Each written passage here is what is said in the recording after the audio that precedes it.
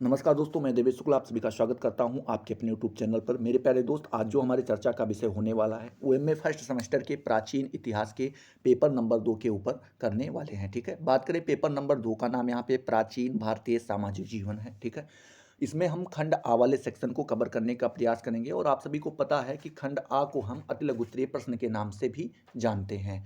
बात करें, आपको बस वीडियो को पूरा देखना रहेगा, हमको ध्यान से सुनना रहेगा। जो कुछ भी यहाँ पे बताया जाए उसको आराम से समझिए, फील करने का प्रयास कीजिए, समझने का प्रयास कीजिए। और वीडियो अगर आपको पसंद आ जाए तो लाइक भी कर दीजिएगा और चैनल को सब्सक्राइब नहीं किया तो सब्सक्राइब करके कमेंट सेक्शन में जरूर बताइएगा कि वीडियो आपको कैसा लग रहा है। ठीक है, यहाँ पे अगर देखें तो पहला प्रश्न आपके सामने पूछा गया है, त्रिण क्या है आपको यहाँ पे बताना है। ठीक है, आपका पेपर जब कभी भी हो, किसी भी यूनिवर्सिटी से आप बिलोंग करते हो, तो आप एक काम कीजिएगा, 89480158 ये व्हाट्सएप नंबर है हमारा। ठीक है, जिससे हम डायरेक्ट संपर्क में आते हैं। तो आपको क्या करना रहेगा, इस व्हाट्सएप नंबर पे आपको चले जाना रहेगा और वहाँ पे अपने सब्जेक्ट का नाम, सब्जेक्ट क्या, आप प्राचीन इतिहास देख रहे हैं तो आप प्राचीन इतिहास से ही संबंधित होंगे, तो वहाँ पे प्राचीन इतिहास लिख लीजिएगा। और कब आपका पेपर है ये ज़रूर बता दीजिएगा, क्योंकि सभी यूनिवर्सिटीज़ की जो हैं लगभग परीक्षाएं हो रही हैं या तो हो चुकी हैं कुछ यूनिवर्सिटीज़ की, या कुछ की होने वाली हैं। तो अगर आपका जब भी हो तो आप यहाँ पे बता दीजिएगा, तो आपके लिए मॉडल पेपर अच्छे से तैयार कर दिया जाएगा। ठीक है, चलिए, तो यहाँ पे आपसे पहला प्रश्न पूछा गया है, त्रिऋण के क्या है इसके बारे में आपको यहाँ पे बताना है। तो आप यहाँ पे लिखेंगे कि गृहस्थ आश्रम के अंतर्गत व्यक्ति कई ऋणों से मुक्ति प्राप्त करता है। ठीक है, यहाँ पे लिखते हैं आगे कि प्रायः सभी व्यवस्थाकारों ने 3 ऋणों की चर्चा की है। पहला देव ऋण, दूसरा ऋषि ऋण, तीसरा पितृ ऋण। ठीक है, 3 ऋण यहाँ पे बताए गए हैं। आगे आप लिखेंगे, मनु का कहना है कि बिना ऋणों के पूरा किए मोक्ष सेवी व्यक्ति नरक में जाता है। मतलब कह रहे हैं, अगर आप इन 3 प्रकार के ऋण को पूरा नहीं करते हैं तो आपको मोक्ष नहीं मिलेगा, आपको नरक में जाना पड़ेगा। ठीक है, आगे लिखा है कि इससे उऋण होना गृहस्थ का प्रधान लक्ष्य है। मतलब कह रहे हैं कि इससे आपको, इस ऋण से मुक्ति पाना ही आपका एक प्रधान लक्ष्य हो जाता है गृहस्थ आश्रम में जब आप रहते हैं। बात करें देखिए, 1 साल से लेकर के, मतलब जब आप जन्म लेते हैं और 25 साल तक आपका कौन सा होता है, ब्रह्मचर्य आश्रम होता है। उसी के बाद आपका गृहस्थ आश्रम स्टार्ट होता है, तो उसी के बारे में यहाँ पे बताया गया है। ठीक है, आगे यहाँ पे लिखा गया है कि वेदों का अध्ययन देव ऋण से मोक्ष था। मतलब कह रहे हैं कि अगर आप वेदों का अध्ययन करते हैं तो आप देव ऋण से मोक्ष प्राप्त करते हैं। पुत्रों को उत्पन्न करना पितृ ऋण से मोक्ष मोक्ष तथा यज्ञों का अनुष्ठान करना ऋषि से मोक्ष था। मतलब यहाँ पे बताते हैं कि तीनों ऋण को चुकाने के यहाँ पे वो बताए गए हैं। ठीक है, तरीके बताए गए हैं। पहला, आप वेदों का अध्ययन करें तो आप देव ऋण से मुक्त हो जाएंगे। अगर आप पुत्र पैदा कर देते हैं तो आप पितृ ऋण से जो है मुक्त हो जाएंगे। और तीसरा जो आपका बताया गया है, यज्ञ और अनुष्ठान अगर आप करेंगे तो ऋषि ऋण से आपको जो है यहाँ पे मुक्ति प्राप्त हो जाएगी। अतः सभी गृहस्थों को ऋणों से छुटकारा प्राप्त करना चाहिए। ठीक है, चलिए, दूसरा नंबर प्रश्न यहीं पे पूछा गया है कि वर्ण और जाति में अंतर बताइए। ठीक है, क्वेश्चन काफ़ी अच्छा है और लगातार ये पूछा भी जा रहा है एग्जाम में, तो आपको ये ध्यान से पढ़ना रहेगा और समझना भी रहेगा। यहाँ पे आपको जवाब कुछ इस प्रकार से देना होगा कि प्रायः सभी धर्म शास्त्रकारों ने जाति और वर्ण को एक ही अर्थ में प्रयुक्त किया है। ठीक है, जो सर्वमान्य नहीं है। मतलब कह रहे हैं कि कुछ धर्म शास्त्रकार हुए हैं, उन्होंने जाति और वर्ण को एक ही अर्थ में प्रयुक्त किया है, लेकिन ये सभी लोग नहीं मानते। सर्वमान मतलब सभी लोग इसको अपनाते नहीं है ना, सभी लोग इसको स्वीकार करते हैं। क्योंकि जाति का आधार जन्म से माना जाता है और वर्ण का गुण और कर्म से माना जाता है। मतलब अगर मान लीजिए कि मैं ब्राह्मण परिवार में जन्म लेता हूं तो मैं जाति से ब्राह्मण हूं। ठीक है, लेकिन अगर कर्म से मैं एक कारपेंटर का काम करता हूं तो फिर मैं एक बढ़ई कहलाऊंगा। ठीक है, कर्म से मैं क्या हो जाऊंगा, एक बढ़ई हो जाऊंगा।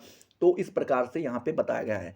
तो ये जाति और वर्ण दोनों अलग अलग चीजें होती हैं। ठीक है, आगे आपको लिखना होगा, डॉक्टर श्रीनिवास ने जाति को ही आज की सामाजिक व्यवस्था की वास्तविक इकाई स्वीकार किया है। इनका अभिमत है कि समाज के व्यवहारिक जीवन में वर्ण और जाति स्पष्ट रूप से परस्पर संबद्ध हैं। ठीक है, मतलब बताते हैं कि जो आज के समाज में अगर आप देखें तो व्यवहारिक जीवन में हमारे वर्ण और जाति दोनों क्या हैं, एक दूसरे से संबद्ध हैं, एक दूसरे से संपर्क रखते हैं। वर्ण की तो सामाजिक स्थिति स्वयं सिद्ध मानी जाती है। हिंदू समाज में जाति और वर्ण भिन्न भिन्न सामाजिक आदर्शों से संबद्ध हैं। ठीक है, आगे आपको लिखना होगा, दोनों अलग अलग संस्थाएं हैं, ये आपको यहाँ पे ध्यान में रखना चाहिए, वर्ण और जाति।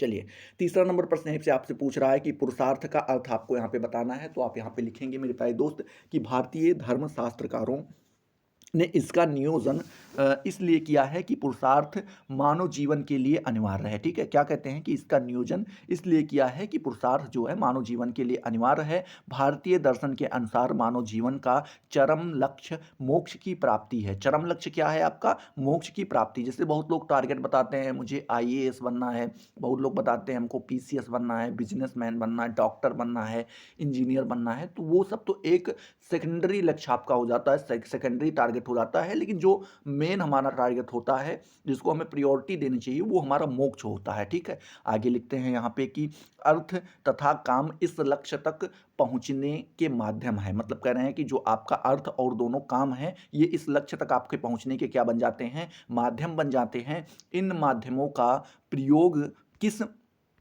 प्रकार, ठीक है, इन माध्यमों का प्रयोग किस प्रकार किया जाए, इसे स्पष्ट करने वाला नियम धर्म है। मतलब कह रहे हैं कि जो ये आपके प्रकार हैं, इनका प्रयोग आप किस प्रकार से करेंगे, ठीक है, ये आपका क्या हो जाते हैं, ये आपके इसका नियम जो है धर्म बनाता है। आगे आपको लिखना होगा, इस प्रकार हिंदू दर्शन ने मानव जीवन के लिए धर्म, अर्थ और काम को स्वीकार किया है। भारतीय विचारधारा के अंतर्गत मानव जीवन के चरम लक्ष्यों को 4 प्रमुख भागों में विभक्त किया गया है। ठीक है, इन्हें क्रमशः धर्म, अर्थ, काम और मोक्ष के नाम से जाना जाता है। ठीक है, तो जो आपका अर्थ होता है और काम होता है, ये दोनों मोक्ष को पाने के साधन होते हैं। ठीक है, ये आपको ध्यान में रखना है। धर्म होता है, ये आपका नियम बनाता है कि अर्थ और काम आपका कैसे, किस प्रकार से आप इसको लागू करेंगे, किस प्रकार से आप इसका प्रयोग करेंगे। और मोक्ष जो होता है, ये आपका अंतिम लक्ष्य होता है। ठीक है, तो यहाँ पे ये आप ध्यान में रखिएगा। चौथा नंबर प्रश्न यहाँ पे पूछ रहा है, पंच महायज्ञ कौन कौन से हैं, आपको यहाँ पे बताना है। तो यहाँ पे आप लिखेंगे कि गृहस्थ के लिए यज्ञ करना आवश्यक माना गया है। यज्ञ के अनुष्ठान से व्यक्ति लौकिक एवं पारलौकिक दोनों जीवनों को सुखी करना चाहता था। मतलब बता रहे हैं कि जो गृहस्थ आश्रम में लोग होते हैं, उनको यज्ञ करना ही करना चाहिए, उनके लिए कंपलसरी होता है। ठीक है, उसके बाद यहाँ पे बताते हैं कि यज्ञ और अनुष्ठान से व्यक्ति लौकिक मतलब जो यहाँ पे जी रहा है, और पारलौकिक जिसमें आप बताते हैं कि नर्क होगा या फिर स्वर्ग होगा, उस जगह की बात की जा रही है। तो दोनों जीवनों को सुखी करना चाहता था। ठीक है, आगे लिखते हैं, अग्नि जलाने में, ठीक है, अग्नि जलाने में, ग्रह सज्जा में और कूटने, ठीक है, आदि में होने वाले पापों के प्रायश्चित स्वरूप इन 5 महायज्ञों का संपादित करना भारतीय दर्शन का प्रधान तत्व था। ठीक है, मतलब यहाँ पे बताते हैं कि जैसे आपने आग जलाई, ठीक है, या गृह सज्जा में आग लगाई, या फिर आपने कूटने में, ठीक है, इन सब में जब आप लगाते हैं तो वहाँ पे कुछ पाप आपके सर पे सवार हो जाते हैं उस समय पे। तो उनसे जब आप मुक्ति का पाना चाहते हैं, तो उसके लिए ये 5 महायज्ञ आपके लिए बहुत ज़रूरी हो जाते हैं। लिखते हैं, अनजाने में पाप से छुटकारा पाने के लिए 5 पंच महायज्ञ, ठीक है, क्या पंच महायज्ञों का विधान किया गया है। मतलब कह रहे हैं कि आपसे अनजाने में जो पाप हो जाते हैं, ठीक है, नहीं आप जानते, चींटी के ऊपर पैर रख दिए, चींटी मर गई, ठीक है, या कई सारे मान लीजिए खेत में आप काम कर रहे हैं, वहाँ पे केचुआ मर जाता है। तो बहुत सारे ऐसे पाप होते हैं आप जो नहीं जानते हैं, लेकिन फिर भी आपसे हो जाते हैं। तो अगर आप उनसे मुक्ति पाना चाहते हैं, तो आप ये पंच महायज्ञ के बारे में देखिए। पहला पंच महायज्ञ, जो पहला यज्ञ जो आपका महायज्ञ बताया गया, वो बताया गया आपका ब्रह्म यज्ञ, दूसरा बताया गया है पितृयज्ञ, तीसरा बताया गया है देव यज्ञ, और चौथा आपका भूत यज्ञ, और पांचवा आपका नृग यज्ञ। ठीक है, ये आपको पांचों यहाँ पे ध्यान में रखने होंगे।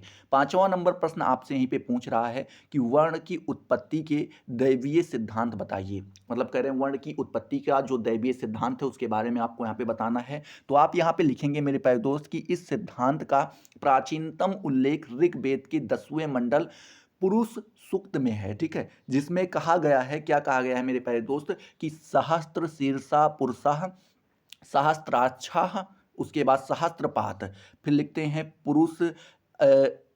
एवेदम पुरुष एवेदम सर्व यद भूतः यच्च भव्यम। ठीक है, फिर आगे लिखते हैं ब्राह्मणों से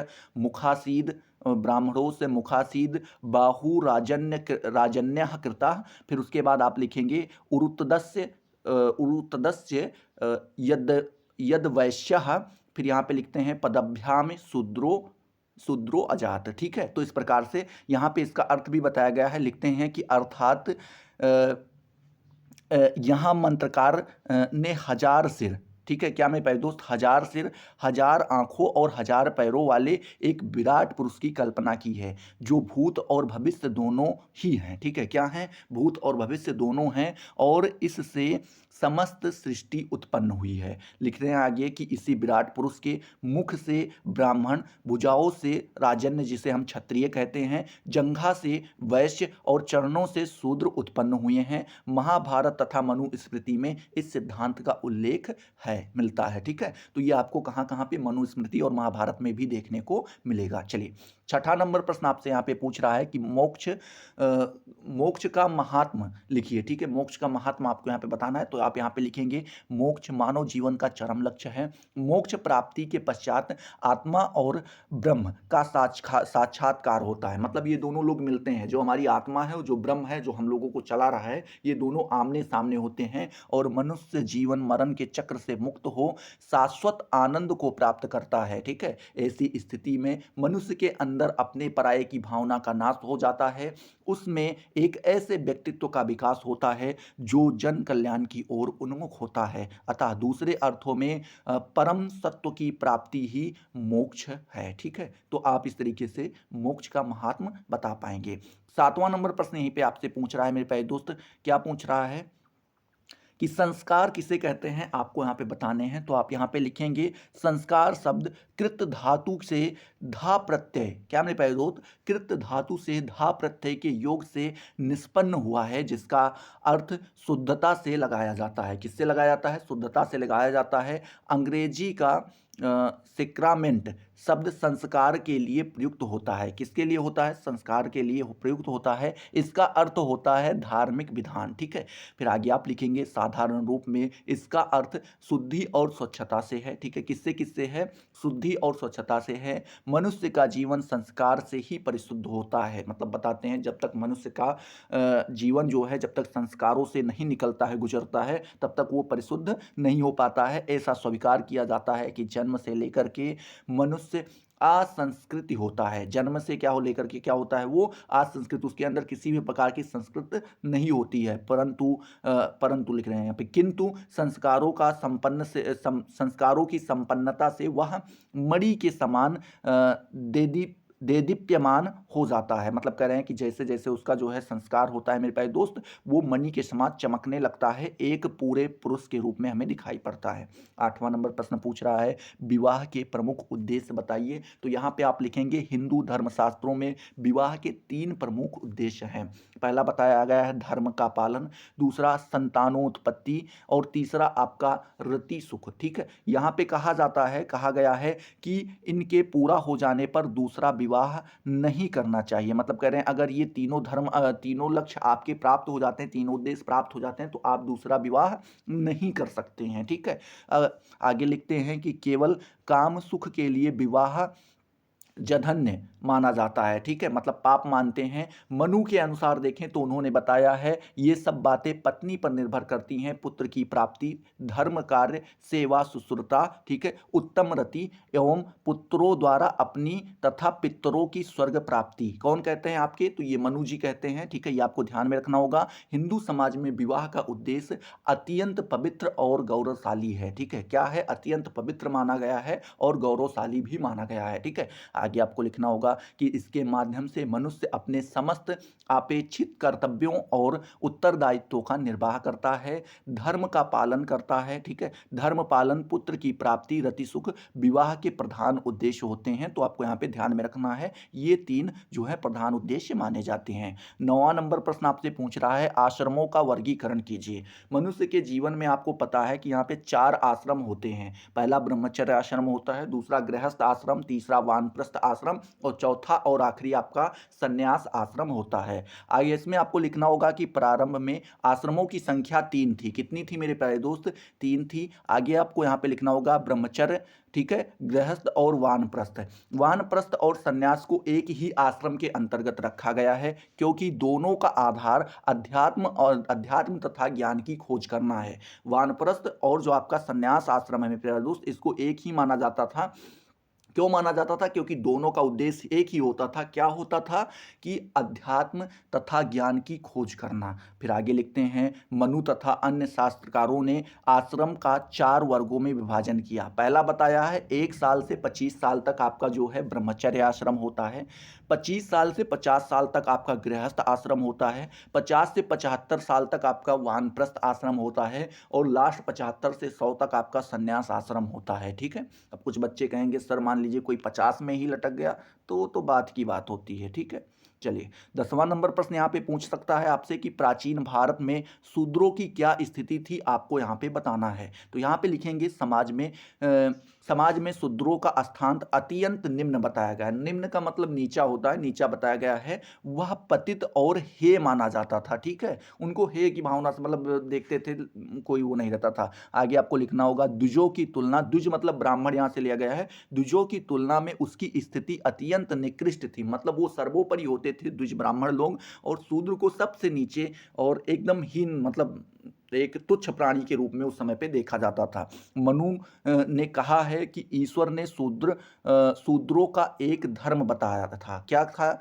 उन्होंने शूद्रों का एक धर्म बताया था, वह है इन वर्गों जिनको किनका किनका ब्राह्मण क्षत्रिय वैश्यों की सेवा करना। शूद्रों का काम क्या बताया? मनु जी कहते हैं कि शूद्रों का केवल इतना काम होता है कि वो ब्राह्मण क्षत्रिय और वैश्य की सेवा करें। ये आपका जब वहां पे पढ़ेंगे तो वहां पे देखने को मिलेगा कि एकमेव तु शूद्रस्य प्रभु। ठीक है। कर्म समाधिस्त। फिर आगे आपको लिखना होगा, अतएव एत्सामेव वर्णानाम शुश्रूषमान सुया।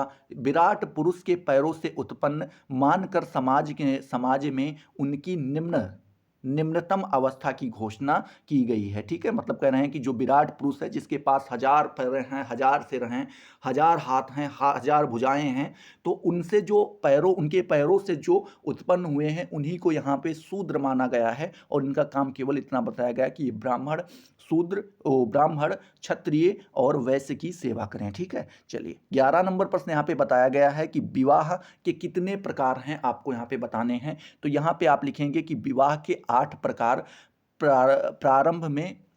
प्रारंभ के प्रथम 4 प्रशस्त और अंतिम के 4 प्रकार अप्रशस्त विवाह हैं। ठीक है। मतलब पहले तो बता रहे हैं कि विवाह को 2 भागों में बांटा गया है, प्रशस्त और दूसरा अप्रशस्त। जो प्रथम के 4 प्रकार आते हैं वो आपके प्रशस्त में आते हैं, और जो लास्ट के 4 आते हैं वो आपके अप्रशस्त में आते हैं। पहला जो बताया गया है ब्रह्म विवाह, दूसरा देव विवाह, तीसरा आपका प्रजापत्य विवाह, चौथा आपका आसुर विवाह। ठीक है। तो ये 4 आपके किस में आते हैं? ये आपके प्रशस्त में आते हैं। फिर अगला आपका आ जाता है गंधर्व विवाह, 5वां।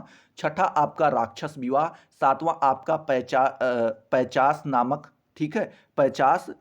ये आपका यहाँ पे 8 प्रकार के बताए गए। तो ये 4 आपके किस में आ जाते हैं मेरे प्यारे दोस्त? ये 4 आपके जो हैं आ जाते हैं किसमें? अप्रशस्त विवाह में आ जाते हैं। ठीक है। चलिए 12 नंबर प्रश्न यहीं पे आपसे बोल रहा है मेरे प्यारे दोस्त कि आश्रम शब्द की व्युत्पत्ति बताते हुए अर्थ से बताइए। मतलब कह रहे हैं कि आश्रम शब्द की उत्पत्ति कहाँ से हुई, पहले आप इसके बारे में बताएंगे और फिर इसके अर्थ को बताइए। ठीक है। तो यहाँ पे आप लिखेंगे कि आश्रम शब्द संस्कृत के श्रम धातु से बना है। ठीक है। इसके अंतर्गत मनुष्य श्रम पूर्वक विभिन्न आश्रमों के कार्य संपन्न करता था।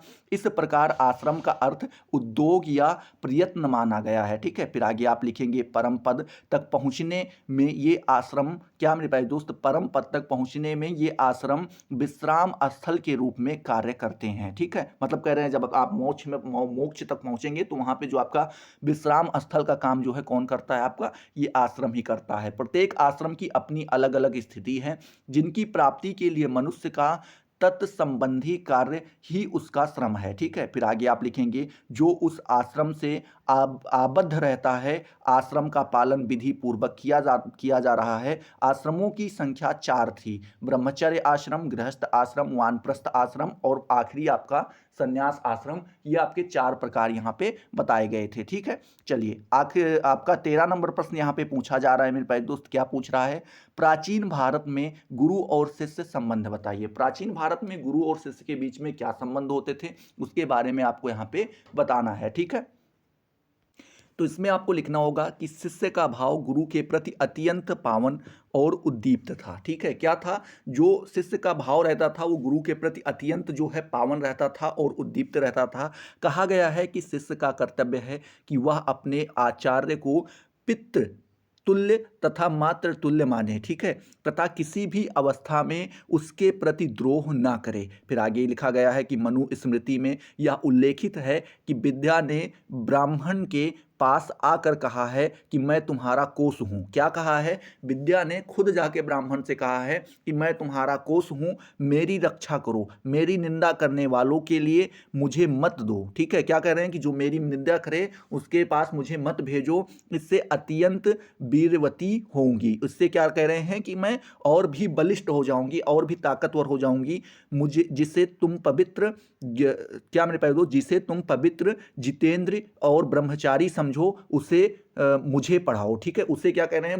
मुझे उसके पास भेजो। यहाँ पे लिखा भी गया है, क्या लिखा गया है मेरे प्यारे दोस्त, कि तत्र यद ब्रह्मजमस्य जन्मस जन्मास्य मौजी बंधन चिन्हतम। ठीक है, फिर आगे लिखते हैं तत्रास्य माता सावित्री पिता त्वचार्य उच्यते। ठीक है, यहाँ पे ये लिखा भी गया है। ठीक है, अब यहीं पे 14 नंबर प्रश्न आपसे पूछ रहा है कि राजनीतिक क्षेत्र में ब्राह्मणों के विशेषाधिकार क्या क्या थे, ये आपको बताना है। तो यहाँ पे आप लिखेंगे प्राचीन भारतीय राजनीतिक क्षेत्र में ब्राह्मणों को कतिपय विशेषाधिकार प्राप्त थे। उनकी सुविधाओं को राजा प्रजा भी ध्यान रखते थे, क्योंकि अथर्ववेद में कहा गया है कि उसे कष्ट मिलने पर जल में टूटी हुई नाव की भांति राजा का राज्य भी विनष्ट हो जाता था। मतलब बता रहे हैं कि जब ब्राह्मणों को दुख मिलता था, जिस भी राजन के शासन काल में जिस समय ब्राह्मणों को कष्ट पहुंचाया जाता था, तो उनका जो सब राज्य होता था वो टूटी नाव की तरह होता था। जैसे पानी में एक टूटी हुई नाव होती है ना, उसमें धीरे धीरे पानी आता रहता है और धीरे धीरे वो बैठती नीचे को चली जाती, तो उसी प्रकार से वो राज्य भी नष्ट हो जाया करता था। आगे लिखते हैं पुरोहित के रूप में वह राजा को शांति एवं युद्ध ठीक है, दोनों कलाओं में परामर्श देता था। वह युद्ध कला में विजय हेतु देव स्तुति, ठीक है, शांति काल में सामूहिक कल्याण के नियमित यज्ञ संपादन करवाता था। ठीक है, कौन करवाता था? ब्राह्मण करवाता था। 15वां नंबर क्वेश्चन और आज का आखिरी क्वेश्चन आपसे पूछ रहा है, नियोग प्रथा से आप क्या समझते हैं, आपको यहाँ पे बताना है। तो यहाँ पे आप लिखेंगे भारतीय इतिहास में नियोग प्रथा वैदिक कालीन है, जब पति विहीन स्त्री किसी विशेष पुरुष से पुत्र प्राप्ति हेतु संबंध स्थापित करती है, तब वह नियोग के नाम से जाना जाता है। ऋग्वेद में एक ऋचा में कहा गया है, जिसके पास तुम बैठी हो वह निर्जीव है। क्या कहा गया मेरे प्यारे दोस्त? जिसके पास तुम बैठी हो वह निर्जीव है, जिसने तुम्हारा हाथ पकड़ा और प्रेम किया। ठीक है, उस पति के प्रति तुम्हारा पत्नीत्व पूरा हो चुका है। ठीक है, देवर को पति के रूप में वरण करने के लिए विधवा को परामर्श दिया गया है। तो आई होप ये सारी चीजें आपको क्लियर हुई होंगी। अगर क्लियर हुई तो फटाफट वीडियो को लाइक करो, अपने दोस्तों के साथ शेयर करो। अभी तक अगर आपने चैनल को सब्सक्राइब नहीं किया तो सब्सक्राइब करके बेल वाले आइकन को जरूर प्रेस कर दो, जिससे आपको सारी नोटिफिकेशन मिलती रहें और आप उनसे लगातार लाभान्वित होते रहें। तो चलिए अगले वीडियो में मिलते हैं नए जोश नए टॉपिक के साथ। तब तक के लिए जय हिंद, जय भारत।